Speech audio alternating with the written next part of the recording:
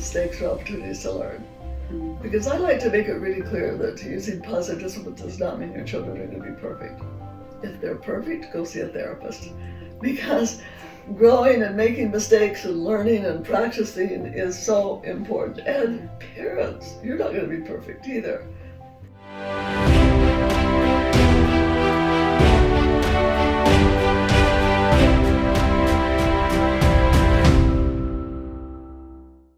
And I'm just so grateful that accidentally I came across positive discipline when my young one was 3.5 and my older daughter was close to 5.5 years of age at a local public school where the PTA had set up some sessions for us.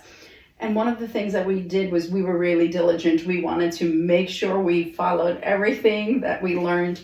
Went home and my husband and I had a meeting, usually right after dinner. We just said, tomorrow, what would it be like if we wrote down everything that we do in the house? Let's just write it all down instead of brainstorming.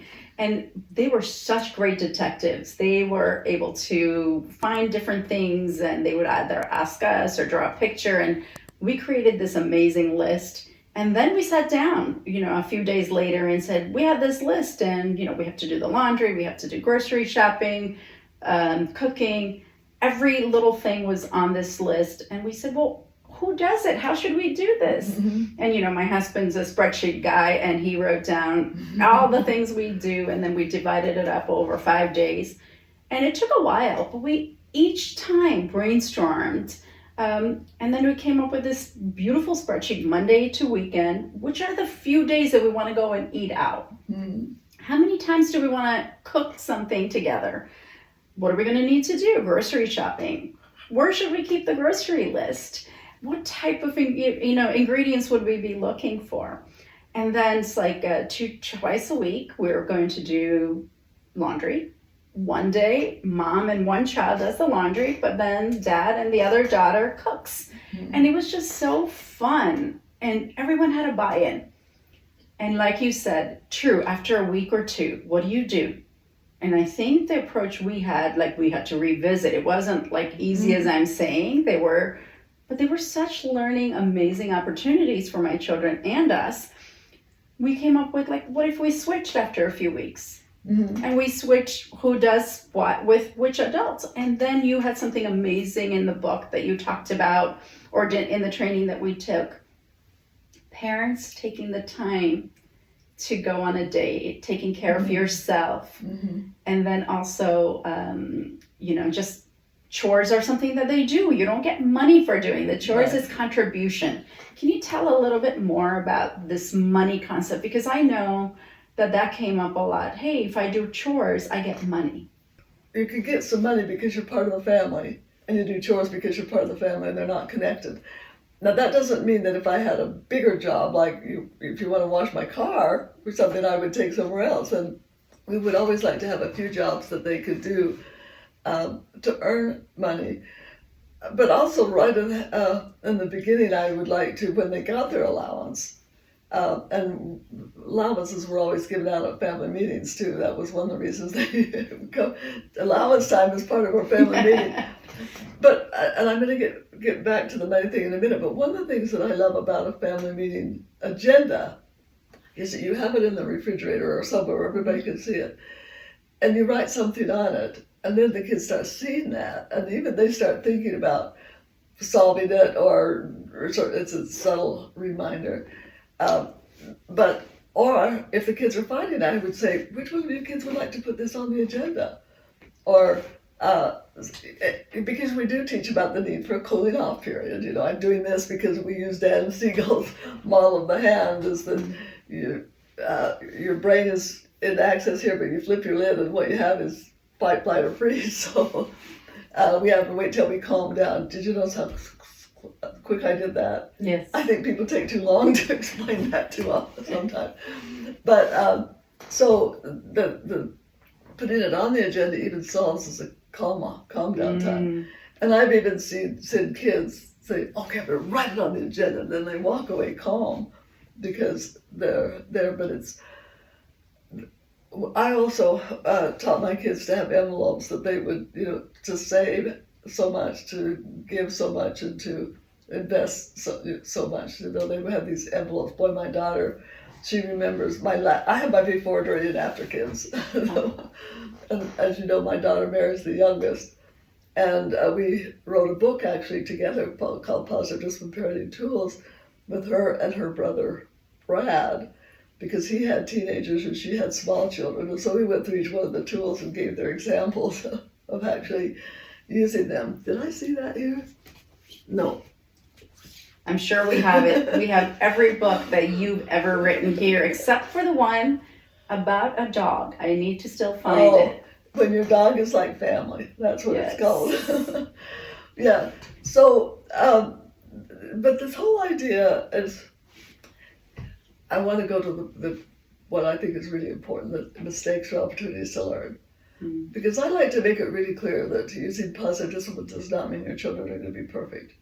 If they're perfect, go see a therapist. Because growing and making mistakes and learning and practicing is so important. And parents, you're not going to be perfect either. And that we're going to make mistakes. And I know I got really good at apologizing. Mm. And my daughter loves to tell the story. I was on Oprah when it first came out. And she used to love when she'd get mad at me. I'm going to tell Oprah on you. I'm going to tell on you, Mom. Go get the book and start. But I don't know if you've heard this one, Yogi, because it just happened not too long ago. Mary and I were doing something together, and she said, well, Mama, do you remember that time you chased me around the house with a belt? I said, no, I did not. She said, yeah, Mom, I do. I remember jumping over the couch so you couldn't catch me. And I said, you must have done something that really provoked me. Well, I just appreciated what you just said. So being that human being, we're all going to do some of this things sometimes. I want to talk a little bit about your journey, going back a little bit. What brought you to say, hey, I'm going to write a book? Or how did you even learn some of these tools and articulate them so well? Well, when I was going to school and I was practicing these things and what I was learning, and it just did work so well that I wanted to start sharing with other people. And I started sharing in just small groups, and then I started speaking to preschool participation, where the parents would come and they would pay me $30 to come and do a lecture. And then I remembered that what I want is tools that show you what to do, not just what not to do. Mm-hmm. And so that has just always been, but frankly, when I go back and I looked at some of that stuff, I've written, how did I do this? I just think that it was coming from inspiration of finding something that helped me so much that I wanted to share it. And I found that this is what's true for so many people. It reaches their heart. We get past that old brain and all that programming of, I've got to reward them we should talk about rewards, and when we don't even do rewards. But all of this stuff that was temporary or a fix, but not taking the time to teach the kids the life skills they need. That whole shift to happen is just an immediate right. Reward or punishment or just fix. Because, as you know, we start every class with 2 lists. Mm-hmm. One is the list of all the challenges that parents have, and the other is what are the characteristics and life skills we want for them. Mm-hmm. And so every tool has to be designed so that it will help kids also learn these characteristics and life skills, not to just get obedience or them to do what I want. And let's see if we can remember the criteria, the 5 criteria. Okay. That every tool has to be both kind and firm at the same time. Mm-hmm. Every tool has to help a child feel belonging and significance. Every one is long-term, good, okay, and that's where we like to say, we're not saying punishment doesn't work, and we're not saying kids don't like rewards. Kids love rewards. We love our own rewards, but it's like to help them create their own rewards. And then that it has to help them learn valuable social and life skills, and that it teaches them to use their power constructively.